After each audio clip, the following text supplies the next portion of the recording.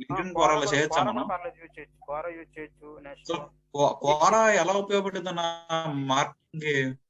Quora ఎలా ఉపయోగపడుతుంది అంటే ఇప్పుడు డిఫరెంట్ యూజర్స్ క్వశ్చన్స్ అడుగుతారు కదా అందులోనే. ఇప్పుడు బిజినెస్ ఓనర్ ఒక రియల్ ఎస్టేట్ ఏజెంట్ ఉన్నారు. ఆ రియల్ ఎస్టేట్ ఏజెంట్ కి ఎక్కడ ఎవరిని క్వశ్చన్ చేయాలో అది తెలియదు అతనికి.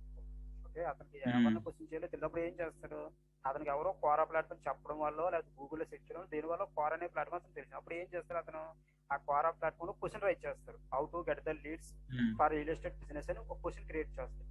అప్పుడు మనం ఏం చేస్తాం, క్వారాలో ఆ మనకి రెలవెంట్ ఉండే క్వశ్చన్ చూస్ చేసి ఆ క్వశ్చన్ మనం ఆన్సర్స్ ఇస్తాం.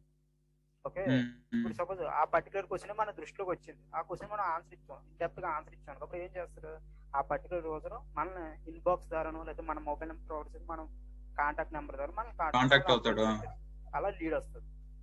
ఓకే, చాలా క్వారా కూడా హెల్ప్ అవుతుంది. క్వారా ద్వారా కూడా దాంట్లో మనం యాడ్స్ చేయగలుగుతాం అన్న క్వారాలో. క్వారాలో కూడా యాడ్స్ ప్లాట్ఫామ్ కూడా ఉంది. ఇప్పుడు సేమ్ మనకి ఫేస్బుక్ యాడ్ అకౌంట్ ఎలా అయితే మనం క్రియేట్ చేసుకుని ఫేస్బుక్ లో ఇన్స్టాగ్రామ్ లో మనం ఎలా అయితే పెట్టుకుంటున్నామో సేమ్ అలా క్వారాలో ఉంటది.